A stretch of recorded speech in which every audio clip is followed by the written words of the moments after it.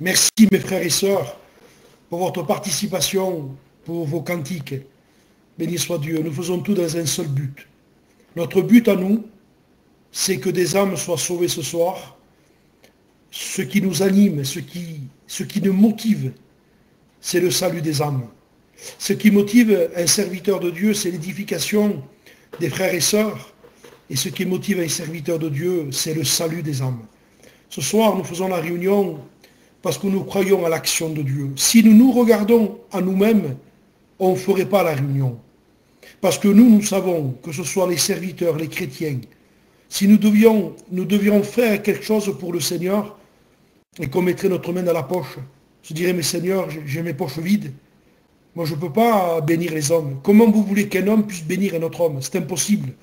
Comment vous voulez que les uns aux autres, nous puissions nous bénir? C'est impossible. Mais voilà, Dieu nous a sauvés. Et Dieu nous a donné ses richesses. Il nous a donné son amour. Il nous a donné ce que le monde ne nous a pas donné. Il nous a donné la grâce, l'évangile.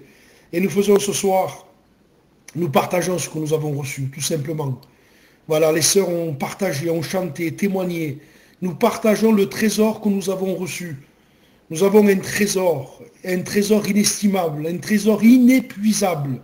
Vous pouvez puiser. Il ne sera jamais épuisé. Jamais. C'est un trésor qui se renouvelle en permanence. Et ce trésor, nous voulons vous le partager. Nous voulons vous faire bénéficier. Nous voulons que vous veniez à la grâce de Dieu. Oui, nous voulons que vous veniez à la connaissance du Fils de Dieu. Vous êtes étranger aux choses de Dieu. Tu vas me dire, mais pourtant je connais, mes parents sont chrétiens. Ma mère est chrétienne. Peut-être tu vas me dire, mon fils est chrétien. Même mon fils est pasteur. Possible. Mais au niveau de la connaissance de l'esprit, non pas de la connaissance du cerveau, mais au niveau de la révélation de Jésus, tu es étranger, tu ne connais pas les choses de Dieu. Si tu connaîtrais Jésus, tu ne marcherais pas comme tu marches. Si tu connaîtrais Jésus, tu ne vivrais pas comme tu vis. Et ce soir, la réunion de ce soir, c'est une réunion de sauvetage. C'est une réunion de salut. C'est une réunion d'amour. C'est une réunion où la grâce de Dieu passe dans ta vie.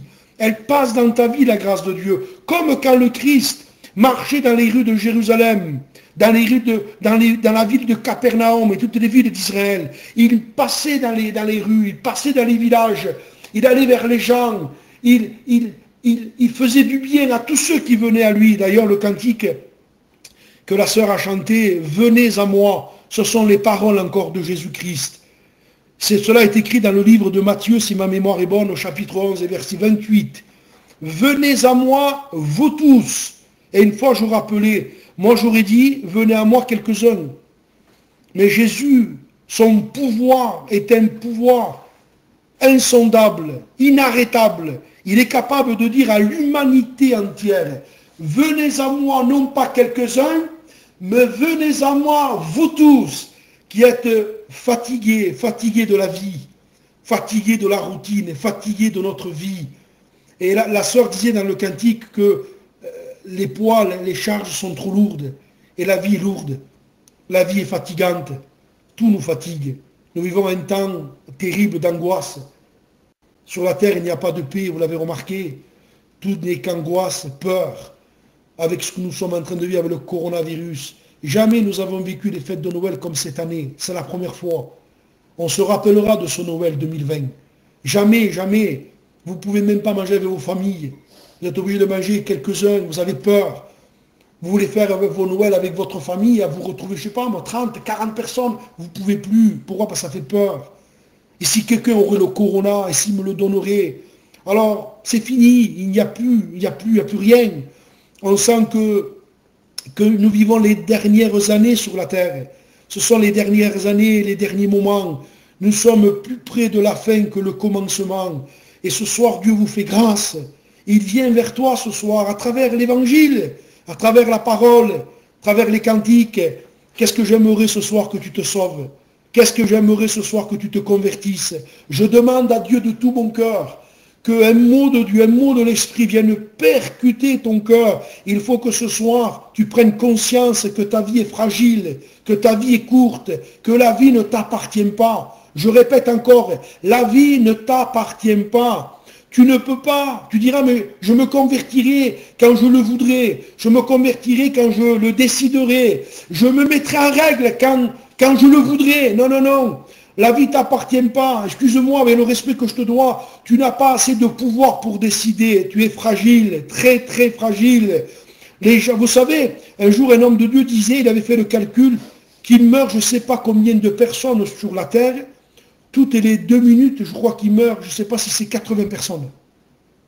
Toutes les 2 minutes, 120 secondes, il meurt 80 personnes sur la terre. 2 minutes, 80 personnes. 4 minutes, 160 personnes. Vous imaginez? Tous les jours, tous les jours, tous les jours. Et la Bible dit que le séjour des morts ne peut pas être rassasié. Tous les jours, les gens quittent la terre. Et il y a des milliers de personnes qui quittent la terre. Je ne sais pas combien ça fait par jour de décès. Mais il y a autant de naissances que de décès. Autant de naissances que de décès. Mais regardez, la vie est courte. Il est réservé aux hommes de mourir une fois. Un jour, ça sera moi. Un jour, ça sera toi. Mais le plus terrible, c'est qu'on ne sait pas quand on va partir. On ne sait pas si c'est ce soir, on ne sait pas si c'est demain, on ne sait pas si c'est dans 2 mois. On ne le sait pas. Nous sommes totalement dans l'ignorance. Mais par contre, tu peux ce soir, par ta décision, par ton choix que tu peux faire ce soir, te préparer à rencontrer le Seigneur et préparer ton éternité. Tu peux préparer ton éternité, comme certainement vous êtes en train de préparer Noël. Vous ne dites pas à Noël, on verra ce qu'on va manger. Non, vous le préparez. Vous allez aller aux courses, c'est normal, vous préparez, vous faites les préparatifs. Vous comprenez, parce que vous ne voulez pas, parce qu'on sait que les choses n'arrivent pas comme ça. Quand vous allez vous asseoir le vendredi 24 ou le 25 midi, vous allez vous asseoir à table, vous comprenez bien que les choses ne vont pas arriver sur la table. Vous comprenez, c'est des films, ça, c'est la magie. C'est Walt Disney. Mais dans la vraie vie, on sait bien qu'il faut préparer les choses. Eh bien, de même, il faut nous préparer pour rencontrer Dieu. Il faut nous préparer pour rencontrer l'éternité. J'aimerais ce soir que tu ouvres ton cœur, que tu comprennes que tu as besoin de te sauver. Tu as besoin de faire la paix avec Dieu. Pourquoi faire la paix? Parce que tu es en guerre contre Dieu. Quand on vit dans le péché, on est en guerre contre Dieu. Et il me venait une pensée pendant les cantiques qui se déroulaient, la réunion qui se déroulait. Je voudrais vous lire dans le livre des rois une histoire qui est terrible. Elle est à la fois bénie, parce que c'est une histoire qui va finir bien. Elle commence mal, mais elle finit bien. Mais ça nous montre aussi comment est le cœur de l'homme. Et je voudrais vous faire cette lecture très simplement ce soir. Regardez ce qui est écrit dans le 2e livre des rois, chapitre 5. Naaman, et il était chef de l'armée du roi de Syrie. Il jouissait de la faveur de son maître et d'une très grande considération. C'était par lui que l'Éternel avait délivré les Syriens. Mais cet homme fort et vaillant était lépreux. Donc c'était un homme très intelligent, c'était un chef. Il avait la faveur du roi, il profitait énormément de la vie, il jouissait de la vie. Il était considéré, et bien sûr, chaque guerre qu'il menait, il réussissait. Mais la Bible dit, mais cet homme fort et vaillant était lépreux. Et puis, on apprend dans l'histoire que quand ils ont fait donc une invasion dans le pays de Syrie, ils ont enlevé une petite fille juive. Ils l'ont emportée et cette petite fille juive a été mise dans le palais, donc dans la maison de Naaman. Et Naaman avait sa compagne, il avait certainement des enfants, il avait des serviteurs, c'était un chef de l'armée. Donc vous imaginez que c'était un homme qui était très aisé. Et puis il y avait une petite fille, une petite juive, une petite femme très simple, qui croyait au Dieu du ciel, qui aimait Dieu de tout son cœur. Puis elle était là, malgré elle, on l'avait fait prisonnière si vous voulez mieux. Et elle était celle qui faisait toutes les tâches de la maison. Mais c'était une jeune fille pleine d'amour, de douceur. Et quand j'ai lu ça, ça m'a fait penser à l'église qui est sur la terre aujourd'hui. Elle est sur la terre malgré elle, parce que si on pourrait le décider, on voudrait partir avec le Seigneur. Si ce soir, l'église aurait le pouvoir de dire Seigneur, viens nous chercher et nous prendre, on le ferait, parce que nous voulons partir avec lui. Donc cette fille, elle était là. Mais malgré qu'elle était là, qu'elle était prisonnière, elle était douce, elle était pleine d'amour. Et certainement qu'elle a rendu témoignage. Elle a rendu témoignage à cette famille. Elle devait parler de ce Dieu grand, ce Dieu puissant. Et puis, elle va voir sa maîtresse et lui dit, maîtresse, je voudrais te dire que, tu sais, ton mari qui est lépreux, et je sais ce que vous vivez. Je sais que vous passez des nuits dans les larmes. Je sais que ce que les hommes, ce que les gens dehors ne voient pas, moi je le vois, je l'entends. Je sais que chez toi c'est dur.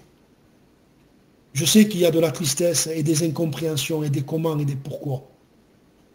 Mais tu sais, je voudrais te dire, maîtresse, que là-bas dans mon pays, en Israël, il y a un prophète, il y a un homme de Dieu. Si Naaman, ton mari, irait là-bas, j'en suis sûr et certain que le prophète le guérirait de sa lèpre. Elle était convaincue. Ce soir, je voudrais vous dire, je suis convaincu, nous sommes convaincus que le Seigneur est capable de faire de grandes choses. Je suis convaincu qu'il peut changer ce soir les cœurs, qu'il peut guérir les malades, qu'il peut transformer un cœur. Il peut ce soir, le Seigneur, faire de très très grandes choses. Je le sais parce qu'il a fait pour moi. Il a fait pour les sœurs qui ont témoigné. Vous avez écouté le témoignage de la sœur Corinne? L'action de Dieu dans sa vie. Parce que Dieu est puissant, Dieu est grand. Quand on ouvre la porte à Jésus, tout peut se passer. Il peut se passer des choses formidables. Quand Jésus rentre dans une maison, les ténèbres s'en vont. Quand Jésus rentre dans une maison, l'angoisse s'en va. Quand Jésus rentre dans une maison, les démons s'en vont, le diable s'en va. Quand Jésus rentre dans une maison, le péché s'en va. Les tourments, vous savez, ce mal de vivre, cette angoisse qui ronge le cœur aujourd'hui et que les gens sont obligés de dormir avec des cachets parce que les gens n'ont pas de paix. J'ai rencontré une femme il y a quelques jours aux courses.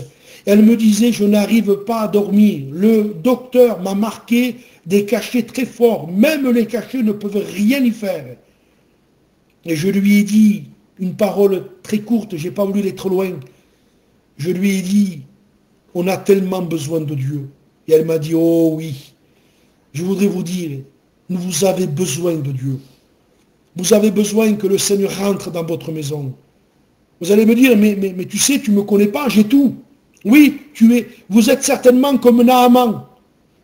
Vous êtes certainement peut-être quelqu'un de pouvoir, vous avez de l'argent, vous avez tout réussi. Vos comptes sont bien garnis. Vous n'avez pas besoin d'argent. Vous avez tout ce qu'il faut. Vous avez le matériel. Tant mieux pour vous. Vous avez tout, absolument tout.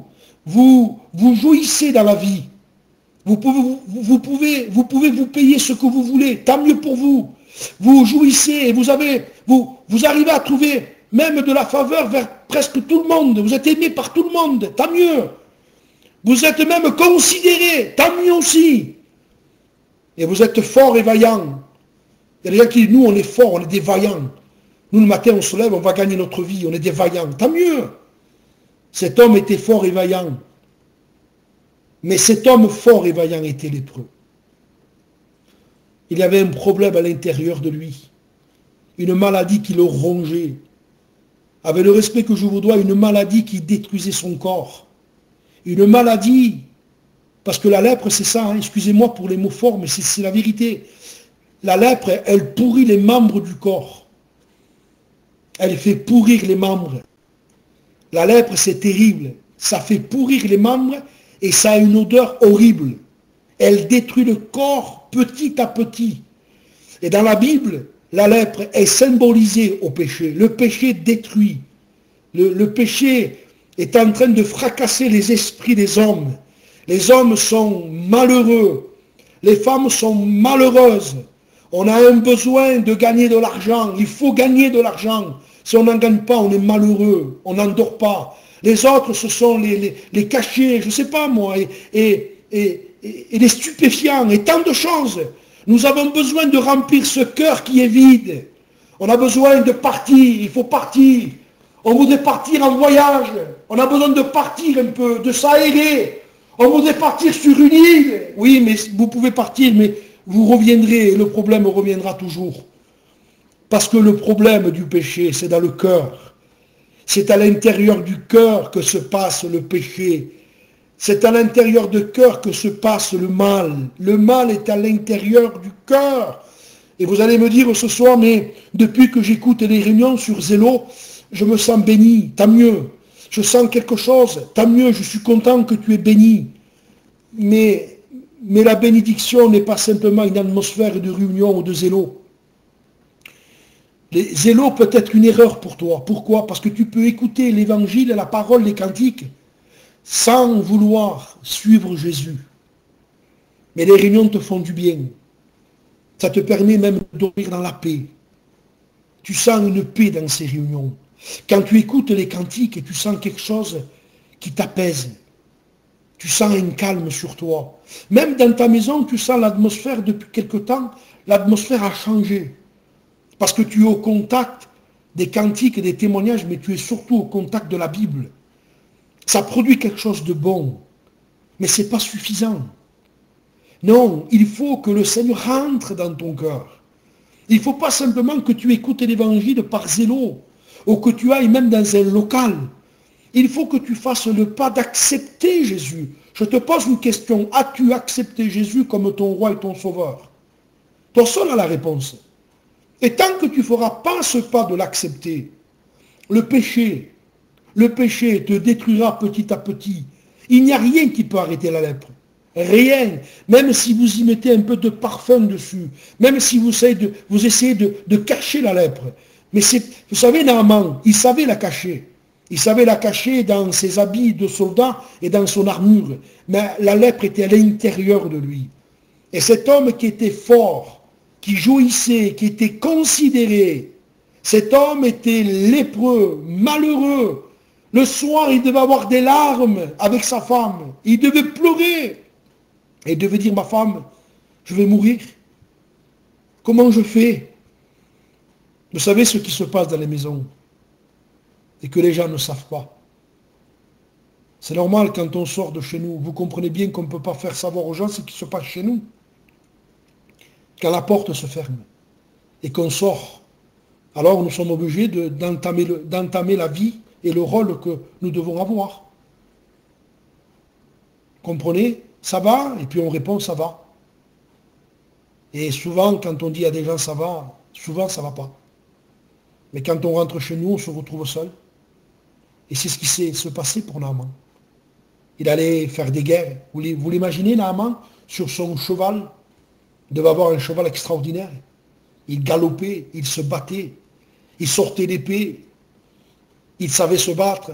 Ses serviteurs étaient émerveillés devant la grandeur de ce général, devant sa sagesse, devant toutes ses stratégies de guerre. Il gagnait toutes les batailles. Ah, Naaman, on parlait que de lui. Et les hommes devaient l'envier et dire, moi je voudrais être comme lui. Mais ce que les gens ne savaient pas, c'est que quand lui il rentrait chez lui, il n'y avait que lui qui savait ce qu'il était. Quand il avait enlevé l'armure, il voyait la lèpre. Et une parole devait sortir de sa bouche. Je vais mourir. Je vais mourir. Mais quand? Je vais mourir. Et puis, sa femme va vers lui et dit, écoute, tu sais la petite juive que tu as ramenée, tu sais la petite chrétienne, vous avez vu les gens parfois, ceux qui disent sur les chrétiens, les petits chrétiens, Zinda, c'est comme ça qu'on dit à Manouche, je crois. Les petits chrétiens, Zinda, Pouboulette, ah, les petits chrétiens, ils ne se voient rien, c'est des petits malheureux. Seigneur, qu'est-ce qu'ils sont fous, ces petits chrétiens, t'imagines-toi, ils se privent de tout, ils vont nulle part, quand même. Il y a des gens qui pensent ça. L'autre fois, je rappelais ça, c'était un ancien qui disait ça. Un chrétien, c'est la même image qu'un poisson qui vit dans l'eau. Et un jour, j'ai fait cette expérience, je suis rentré dans un endroit, il y avait un aquarium, et j'ai vu des poissons qui étaient à l'intérieur. Et j'ai vu un poisson qui semblait qu'il était mort. Vous n'avez pas remarqué, des fois, les poissons, quand ils sont dans l'eau, on dirait qu'ils sont morts. Ils ne bougent pas. Pourquoi? Parce qu'ils sont dans leur élément. Mais prenez un poisson, sortez-le de l'eau, vous allez voir ce qu'il va faire. S'étouffe, s'asphyxie. Il est en train de sauter, il est en train de se mourir. Et les gens sautent aujourd'hui. Les gens sont en train de sauter partout. Parce que les gens se meurent. Mais quand on est un chrétien et qu'on vit dans notre élément, qu'on vit dans l'eau avec Dieu, avec la paix de Dieu, vous ne pouvez pas vous imaginer ce que Dieu peut donner, la paix de Dieu. La paix, il n'y a pas de prix, la paix, là. Ça n'a pas de prix, la paix. la paix de Dieu, dormir dans la paix, se lever dans la paix, pouvoir dire à Dieu, Dieu pourvoira, Dieu est fidèle, mon Dieu se lèvera, il est là, il pourvoira mes besoins, il me bénira, il bénira mes enfants, parce que Dieu est mon papa, il s'occupe de moi. Mais quelle paix, quelle angoisse de ne pas avoir Dieu pour refuge, de ne pas l'avoir comme ami. Et c'était ça Naaman. Puis Naaman, en parlant, sa femme dit, écoute, elle a parlé comme ça, la petite chrétienne, la petite juive. Tu ne voudrais pas aller voir le roi et partir là-bas, aller trouver en Israël le prophète qui pourrait faire quelque chose pour toi. Et puis c'est ce qui s'est passé. Cet homme hésitait. Il devait se dire, ah, tu crois? Aller voir les Alléluia maintenant? Aller sur Zélo? Écouter les chrétiens? Oh là là. Oui, mais regarde, on a besoin. Regarde l'angoisse, regarde le besoin. Regarde. On a besoin. Regarde les enfants, ils vont mal. Regarde le petit. Il fait que sortir, il boit. Regarde la petite. Alors, il y a tellement de besoins que ce besoin nous fait plier. Vous savez ce que dit la Bible? Ce sont les souffrances qui sont devenues mon salut. C'est malheureux qu'il faut que des gens souffrent pour qu'ils comprennent qu'ils ont besoin de Dieu. Et parfois, le Seigneur laisse faire. Alors la vie est en train de nous casser, de nous briser. Le péché est en train de faire du mal à des vies. Et peut-être il y a des gens qui m'écoutent ce soir et vous êtes cassés, brisés à l'intérieur de votre cœur. Pas sur votre corps. Votre corps est bien. Votre peau est bien. Votre visage est bien. Mais à l'intérieur de vous, vous êtes détruit. Tu diras, mais et même toi, tu ne comprends pas pourquoi. C'est le péché. C'est cette cellule qui est en nous, qui est le péché, la désobéissance. Elle détruit les cœurs. Alors cet homme, il part. Et quand il part dans une mauvaise attitude. Je voudrais vous dire ce soir, avant de terminer, que pour pouvoir se sauver, il faut une seule qualité. Il faut reconnaître et être humble. Il y a des gens qui ne se sauveront jamais parce qu'ils ne veulent pas s'humilier devant le Seigneur. Ils ne veulent pas reconnaître. Et Naaman est un type de l'homme orgueilleux. Et regardez comment il arrive, je vous le lis. 2 Rois chapitre 5 verset 9. Naaman vint avec ses chevaux et son char. Il s'arrêta à la porte de la maison d'Élisée. Élisée lui dit par un messager, va et lave-toi 7 fois dans le Jourdain. Va et lave-toi. Il a dû se dire, quoi? Me laver? Mais pourquoi faire que je me lave? Mais je sens mauvais alors. Mais qu'est-ce qu'il dit ce pasteur? Pourquoi il dit que j'ai besoin de me laver? Pourquoi il dit qu'il faut que je me lave? Comment il veut, Dieu veut dévoiler aux gens que je ne suis pas propre. Je voudrais vous dire, aux yeux de Dieu, on n'est pas propre. Nous sommes des pécheurs. Et quand le Seigneur nous regarde, il nous regarde avec un regard d'amour, mais il voit aussi le péché qui est dans notre vie. Et puis le prophète lui dit, va et lave-toi dans le Jourdain, plonge-toi dans le Jourdain, va te laver. Et si tu fais ça, si tu te laves, si tu te plonges, ta chair redeviendra saine et tu seras pur. Qu'est-ce que vous auriez fait, vous? Je vous pose la question pour que vous puissiez répondre dans votre cœur. Vous êtes lépreux, vous allez mourir, vous êtes condamné. Un pasteur vous dit, si tu te laves, tu te plonges dans le fleuve, qui est le Jourdain, si tu le fais, tu seras pur, tu seras guéri. Qu'est-ce que vous auriez fait, vous? Vous l'auriez fait. Vous avez dit, d'accord. Regardez sa réaction, lui. Naaman fut irrité, se mit en colère. Il s'en alla en disant, voici, je me disais, il sortira vers moi, il se présentera lui-même, il évoquera le nom de son Dieu, il agitera sa main sur la place et guérira le lépreux. Et vous savez, si vous voulez venir au Seigneur et vous ne voulez pas vous humilier, Des fois, on veut venir à lui, mais on ne veut pas s'humilier. On ne veut pas baisser la tête. On ne veut pas reconnaître nos torts. On ne veut pas. Cet homme s'est dit, mais pourquoi il faut que je me lave dans le Jourdain, que je m'abaisse? Pourquoi le prophète ne sort pas de sa maison, très simplement?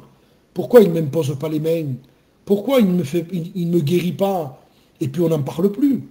Oui, mais je réponds à sa question, moi. Si le Seigneur aurait fait ça par le prophète, Naaman serait reparti guéri de sa lèpre, mais il serait reparti toujours orgueilleux et perdu. Et le Seigneur, vous savez, il y a une maladie qui est plus terrible que la lèpre. C'est le péché de l'orgueil. Et on voit l'orgueil aujourd'hui, qui empêche les hommes et les femmes de se repentir de leurs péchés. Même malheureusement au milieu de l'Église de Christ aussi. Nous voyons l'orgueil qui empêche les chrétiens et les chrétiennes de s'humilier, de demander pardon à Dieu. Ils ne sont jamais coupables, ils n'ont jamais rien fait. Jamais, jamais. Et cet homme, Naaman, est un type de l'orgueil. Il veut être guéri, mais à sa façon. Il veut être béni, mais à sa façon. Il veut marcher avec Dieu, mais à sa façon. Il y a des gens qui disent ça. Je marche avec Dieu à ma façon. Je veux être béni, mais à ma façon. On ne peut pas être béni à notre façon.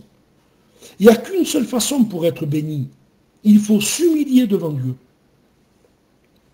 Celui qui s'abaisse, je l'élèverai, a dit le Seigneur. Puis cet homme, il est là, il est en colère. Il ne comprend pas. Et regardez. Alors il dit, le prophète est en train de me dire qu'il faut que je me plonge dans le Jourdain. Mais pourquoi ne pourrais-je pas me laver dans les fleuves de Damas, l'Abana, le Parpar? Alors c'est compliqué pour vous, mais je vous l'explique ce soir. Ces fleuves-là ont un nom significatif qui veut dire rapide. Cet homme dit, pourquoi Dieu ne me bénit pas rapidement? Allez, rapidement. Que Dieu me bénisse rapidement. Allez, on n'en parle plus. Que je sois béni et puis je m'en vais. Je veux prendre la bénédiction de Dieu et puis je m'en vais chez moi. Et cet homme raisonne mal. Je ne sais pas comment vous raisonnez ce soir. Mais le Seigneur ne se mettra pas à faire ce que toi tu as envie. Il faut que toi tu t'humilies devant lui. Que tu t'abaisses. Que tu reconnais ton péché, ta lèpre, ton orgueil, ta dureté, ta méchanceté, tes liens. Si tu les reconnais, il va te bénir ce soir. Alors il est en colère. Et écoutez le verset 13. Mais ses serviteurs s'approchèrent pour lui parler, dire, mon père, si le prophète t'avait demandé quelque chose de difficile, ne l'aurais pas tu fait, que j'aime ce mot. Et je vous pose la question en finissant. Si le Seigneur vous demanderait quelque chose de difficile, pour pouvoir être sauvé, guéri, béni, pour aller au ciel pour l'éternité, est-ce que vous ne le ferez pas? Si le prophète t'avait demandé quelque chose de difficile, ne l'aurais pas tu fait pour être guéri? Et lui a dû dire, oui, certainement, bien sûr. Combien plus dois-tu faire ce qu'il t'a dit? En voulant dire, c'est pas dur ce qu'il te demande. C'est pas difficile ce qu'il te demande. Il te demande de t'humilier. Il te demande de te plonger dans le Jourdain. Il te demande de descendre. Il te demande de reconnaître. Il te demande de te repentir. Il te demande de venir devant lui à la croix. De venir à la croix, le regarder et de dire, Père, j'ai péché contre toi, Seigneur. Pardon. Je reconnais que je t'ai tourné le dos. Je reconnais que je suis un pécheur. Je reconnais, Seigneur. Je reconnais toutes mes fautes. C'est toi qui as raison, c'est moi qui ai tort. Est-ce que ça, c'est difficile à faire? Mais il semblerait que oui. Alors il raisonne, et j'aime le verset 14. Il descendit alors. Il s'est mis, c'est-à-dire il a compris. Il s'est humilié. Et vous savez, quand on s'humilie devant le Seigneur, pas devant les hommes, mais devant Dieu. Quand devant Dieu on s'humilie, qu'on dit Seigneur, viens à mon secours. Viens à mon secours, Seigneur. Un jour, un homme a crié, a dit, viens au secours même de mon incrédulité. C'est-à-dire, Seigneur, j'ai du mal à croire. Viens à mon secours, Seigneur. Viens m'aider. Je veux te connaître, je veux te rencontrer. Je voudrais vivre ce que ces chrétiens vivent. Je voudrais expérimenter le pardon de mes péchés. Je ne comprends pas tout ce qu'ils disent, Seigneur, mais je voudrais une nouvelle vie. Je voudrais, Seigneur, une vie où le péché n'aurait plus de pouvoir sur moi. Je le voudrais, Seigneur. Si tu te repens ce soir, il le fait. Cet homme descendit, il se plongea 7 fois dans le Jourdain, et sa chair redevint comme la chair d'un jeune enfant, et il fut pur. Il s'est humilié et Dieu l'a béni. Si ce soir vous vous humiliez, Dieu vous bénit. Et il vous sauve. Mais il faut reconnaître. Trop de personnes ne veulent pas reconnaître. Trop de personnes ne veulent pas s'humilier. C'est pour ça que vous voyez des âmes, des personnes qui ne se convertiront jamais. Vous verrez c'est pour ça que vous voyez des chrétiens qui parfois ne sont pas bénis. Ils ne veulent pas s'humilier. C'est pour ça que vous voyez des prédicateurs parfois, choses qui vous surprennent. Pourquoi? Parce qu'ils ne veulent pas s'humilier. Parce que l'humilité précède la gloire. Vous comprenez? L'humilité, il y a quelque chose qui suit l'humilité. Derrière l'humilité, il y a la gloire. Quand on s'abaisse devant le Seigneur et qu'on reconnaît et qu'on se repent, il nous bénit. Je voudrais prier maintenant. Seigneur, je te remercie. Je te remercie pour cette parole simple. Naaman, Seigneur, a été purifié parce qu'il a reconnu, il s'est humilié, il s'est abaissé. Au début, il ne voulait pas. Au début, Seigneur, il avait la tête dure. Au début, il voulait être purifié, mais à sa manière. Mais il y a eu ses serviteurs. Et je te loue pour ce soir parce qu'il y a eu l'Église, il y a eu les frères et sœurs, il y a eu le message qui se sont approchés de lui pour lui faire entendre raison. Et Seigneur, tu es celui qui bénit les cœurs. Et c'est vrai, Seigneur. Si le prophète t'avait demandé quelque chose de difficile, ne l'aurais-tu pas fait? À combien plus dois-tu faire ce qu'il te dit? Lave-toi et tu seras pur. Que c'est simple, Seigneur. Quand on se repent et qu'on t'accepte, qu'on te laisse rentrer dans notre cœur. Après, tu fais tout, toi. Tu nous laves, tu nous purifies, tu nous donnes un cœur nouveau. Ah, Seigneur, sauve les âmes ce soir. Bénis les hommes et les femmes qui écoutent la parole. Fais ton œuvre. Ne permets pas qu'il y ait des hommes, Seigneur, qui soient durs, qui ne veulent pas s'humilier devant toi. Je t'en supplie, Seigneur. Viens briser leur cœur par ton amour, par la croix du Calvaire. Là où tu as été crucifié, Seigneur. Tu as été crucifié entre ciel et terre pour nous. Je te prie dans ton amour de révéler ta grâce. Tu as pris nos péchés à la croix. Tu as été crucifié comme un brigand, comme un criminel, alors que tu n'avais rien fait. Révèle ta grâce ce soir. Au nom de Jésus. Et à toi la gloire. Amen. Gloire à Dieu. On pourrait chanter un cantique.